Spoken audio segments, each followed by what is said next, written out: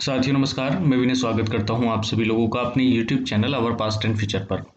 तो साथियों हम लोग इलाहाबाद हाई कोर्ट आरोप के लिए जो न्यू अपडेटेड आंकड़े कलेक्ट कर रहे हैं उसमें आज पहला है और आज है बजट, केंद्रीय बजट। ठीक है, उत्तर प्रदेश के बजट को भी ऐसे ही देख लेंगे एक बार। ज़्यादा चीज़ें नहीं पढ़नी है लेकिन कुछ महत्वपूर्ण चीज़ों को छोड़ना भी नहीं है। तो उसमें हम देखते हैं पहली बात 1 फरवरी 2021, क्योंकि अब बजट फरवरी में ही आता है। 1 फरवरी को जारी किया गया है निर्मला सीतारमण, जो कि हमारी वित्त मंत्री हैं, और कुल बजट है इस बार का 34,83,236 करोड़ का। ठीक है, ये आंकड़े कुछ अपने आप ही याद कर लेना, क्योंकि इनको कोई तरीका तो है नहीं विशेष। भारत का पहला पेपरलेस बजट होगा ये, और पिछले वर्ष जारी किए गए 5 मिनी बजट का विस्तार है। तो इन 5 मिनी बजट को मिला करके इस बार मेन बजट बना दिया गया है। जीएसटी कलेक्शन हुआ 11,9847 करोड़ का, जो कि अब तक का सबसे बड़ा जीएसटी कलेक्शन है। ठीक है, जीएसटी नया टैक्स लेकर के आया गया था। ठीक है, जीएसटी दिवस 1 जुलाई को मनाया जाता है। वैसे तो बहुत सारे आंकड़े चाहूँ तो मैं यहाँ जोड़ दूँ, लेकिन उतना ज़्यादा जरूरी नहीं है। बस मेन आंकड़े ये इकट्ठे करें आप, बाकी तो सब चीज़ें आपकी बढ़ी हुई है। मुख्य विषय आत्मनिर्भर भारत और राष्ट्र प्रथम मतलब नेशन फर्स्ट का संकल्प, ये हमारा इस बार का मेन थीम रहेगा, इसका ध्यान रखें। बजट अनुमान 2021-22 के अनुसार राजस्व घाटा का अनुमान है 5.1% का, राजकोषीय घाटा 6.8 और प्राथमिक घाटा 3.1% का अनुमान है। राजस्व घाटा क्या होता है, राजकोषीय घाटा और प्राथमिक घाटा क्या होता है, ये हम किसी और वीडियो में चर्चा करेंगे, लेकिन क्योंकि हम आंकड़े इकट्ठे कर रहे हैं तो इनको जरूर आप ध्यान रखें। ठीक है, इसमें सबसे ज़्यादा दिख रहा है राजकोषीय घाटा और राजस्व घाटा, ये भी सॉरी आर क्या लिख दिया, राजकोषीय घाटा 6.8, राजस्व घाटा 5.1 और प्राथमिक घाटा 3.1% का। रुपया आता है और रुपया जाता है। कहाँ से रुपया आ रहा है, क्योंकि इसी तरीके से लगाते हैं प्रथम तीन। तो उधार और अन्य देयताएं 36%। तो उधार लेकर के जो राशि मिलती है भारत को, उसका सबसे ज़्यादा हिस्सा है 36% का। जीएसटी यहाँ पे भी देखेंगे 15% है, ये GST goods and service tax. Income tax 14% है, जो तीसरे नंबर पे आता है। और कुल मिलाकर के अगर हम टैक्सेस में ही देखें, ठीक है, तो टैक्सेस ये पूछा जाता है तो जीएसटी सबसे ज़्यादा है, फिर इनकम टैक्स, फिर कॉर्पोरेट टैक्स और उसके बाद एक्साइज ड्यूटी। ठीक है, ये क्रम भी आप लोग याद कर लीजिएगा। रुपया जाता कहाँ है, एक तो ब्याज अदायगी में चले जाता है, क्योंकि ले इतना लेते हैं हम लोग उधार चीज़ें, तो 20% तो हमारा इसमें ही चला जाता है जीडीपी का। करों और शुल्कों में राज्यों का हिस्सा 16%। ठीक है, और केंद्रीय क्षेत्र की योजना 13%। तो कुल मिलाकर के ये तीन खर्चे हैं, राज्यों को चला जाता है 16% और केंद्रीय क्षेत्र की जो योजनाएं हैं उनका 13% यहाँ पे लग जाता है। बजट आवंटन कुछ करोड़ रुपए में है। एक तो मनरेगा सबसे ज़्यादा याद रखना है, क्योंकि अभी तक की सभी योजनाओं में जो जारी की गई हैं सबसे ज़्यादा आवंटन किया गया है मनरेगा में, ये करोड़ रुपए में है, 73,000 करोड़ रुपए। ठीक है, कुछ महत्वपूर्ण विभाग हैं जिनमें जारी किया गया है बजट। रक्षा बजट 34,70,88 करोड़, शिक्षा बजट 93,224 करोड़, जीडीपी का 3.5%, ये याद कर लेना।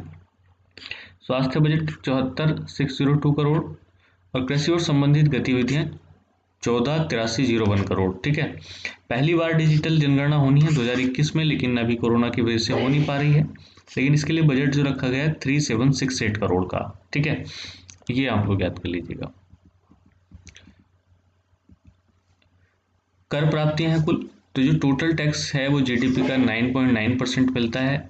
उसमें प्रत्यक्ष टैक्स है 4.9%, अप्रत्यक्ष कर है 5%। यहाँ से आपको एक फ़ायदा और मिल जाता है जब आप बड़े आंकड़े पढ़ते हैं, तो हम यहाँ पर देखेंगे कि जो हमारा इनडायरेक्ट टैक्स है, ठीक है, वो बड़ा है डायरेक्ट टैक्स से। ठीक है, दिख रहा होगा वैसे भी, तो इनडायरेक्ट टैक्स ज़्यादा मिलता है और डायरेक्ट टैक्स कम मिलता है। ज़्यादा डिफरेंस नहीं है, लेकिन डिफरेंस है। कुछ नई योजनाएं सरकार ने चलाने की बात की है। प्रधानमंत्री आत्मनिर्भर स्वस्थ भारत योजना, मित्र योजना टेक्सटाइल उद्योग के लिए, जल जीवन मिशन शहरी और स्वामित्व योजना। ठीक है, वैसे तो बहुत बड़ा बजट है, लेकिन मैं आपके लिए बस कुछ महत्वपूर्ण पॉइंट लेके आया हूँ। अगर आप साथ साथ मेरे चल रहे हैं तो ये चीज़ जरूर करते जाइएगा। ठीक है, सारा कलेक्शन मैं दूंगा। जीबीए में हिस्सेदारी जो इस समय है सबसे ज़्यादा है सर्विस की, फिर इंडस्ट्री की, और हमारे यहाँ सबसे कम हो गई है कृषि। सबसे ज़्यादा हिस्सेदारी है जीबीए मतलब सेवाओं का, उद्योगों का थोड़ा कम परसेंट है और कृषि का कम। ये मैं लिखना भूल गया, मैं इसका परसेंटेज भी लिख देता कि कितना कितना परसेंट है, चलो बाद में लिख देंगे, कोई दिक्कत नहीं है। रोजगार देने वाले जो वो हैं तो उसमें क्रम है कृषि का सबसे ज़्यादा, सेवाओं का दूसरे नंबर पे, उद्योग का तीसरे नंबर पे। ठीक है, ये सारी चीज़ें। न्यूमोकोकल, ये वैक्सीन आप याद रखिएगा। न्यूमोकोकल वैक्सीन पूरे भारत में लगाई जाएगी, जो अभी केवल 5 स्टेट्स में लगाई जा रही थी। ठीक है, इसका मतलब फ़ायदा क्या है, ये कोरोना के लिए नहीं है, इसमें प्रतिवर्ष 50 से अधिक बाल मृत्यु को रोका जा सकता है। तो ये बाल मृत्यु को रोकने के लिए है न्यूमोकोकल वैक्सीन। ठीक है, बाकी तो जो कोरोना वैक्सीन हैं वो आपको पता ही है, लेकिन मैं उसके लिए भी स्पेशली बना दूंगा। नाबार्ड का माइक्रो इरिगेशन फंड बढ़ा करके 2 गुना कर दिया गया है। सिंचाई इरिगेशन मतलब सिंचाई 10,000 करोड़ कर दिया गया है, इसमें 5,000 करोड़ की बढ़ोतरी कर दी गई है, क्योंकि पहले से ही ये मतलब 5,000 करोड़ का था। एक नई पहल राष्ट्रीय भाषा अनुवाद मिशन, इसकी शुरुआत की जाएगी।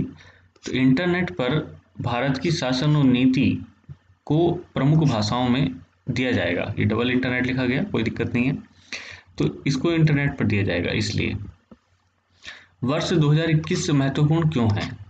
एक तो पहली बात, आज़ादी का हमारा 75वां वर्ष है। ठीक है, गोवा का भारत में विलय का 60वां वर्ष है, ये आप मुझे बताएंगे, ये होमवर्क है। लेकिन इसके साथ साथ एक और महत्वपूर्ण पॉइंट आपको ध्यान रखना है, गोवा मुक्ति दिवस 19 दिसंबर 1961, और ये हमारा मिलता है पुर्तगाल से। पुर्तगाल से आज़ादी मिली इसको 19 दिसंबर 1961, उसके बाद भारत में इसका विलय कर लिया गया। 1971 भारत पाक युद्ध का 50वां वर्ष है। ठीक है, ये आप ध्यान रखेंगे। वैसे तो 3 युद्ध, वही आपको 1962 चाइना के साथ, 1965 पाकिस्तान के साथ, और 1971 ये भी पाकिस्तान के साथ। लेकिन यहाँ के बाद क्या हुआ, पाकिस्तान 2 हिस्सों में टूट गया और बांग्लादेश एक नया देश बना। बांग्लादेश नया देश बना। शेख मुजीबुर रहमान, ये अब नाम आपको ध्यान रखना है, मुजीबुर रहमान, शेख मुजीबुर रहमान आपको ध्यान रखना है। उसके बाद स्वतंत्र भारत की 8वीं जनगणना होनी है। ठीक है, 2021 में अभी हुई नहीं है, काम चल रहा है। और ब्रिक्स में भारत का सभापतित्व का वर्ष होगा, यानी कि ब्रिक्स की जो मेंबर मतलब डिपार्टमेंट का हेड बनेगा वो भारत। तो ये सारे कुछ महत्वपूर्ण पॉइंट थे जो आपके बजट 2021-22 से दिए गए थे, आप लोग देख सकते हैं। मैं जल्दी इसलिए कर रहा हूँ क्योंकि हमारे पास समय शायद बहुत कम है और पेपर जल्दी होने की संभावना है। तो कुल मिलाकर के आप लोग इसको जल्दी से कवर करते रहिएगा और पर डे मेरे साथ बने रहिएगा। ठीक है, इसको कवर करें और बाकी सारी चीज़ें धीरे धीरे बढ़ती रहेंगी। अभी क्योंकि पहले फर्स्ट राउंड था हमारा, तीसरा दिन है आज, तो अभी कम काम किया गया है, और अब की बार जब सेकंड राउंड हम घुमाएंगे तो थोड़ा सा बढ़ा हुआ काम मिलेगा। ठीक है, तो करते रहिएगा प्रैक्टिस और बिल्कुल हिम्मत हारने की ज़रूरत नहीं है। चलिएगा, जय हिंद।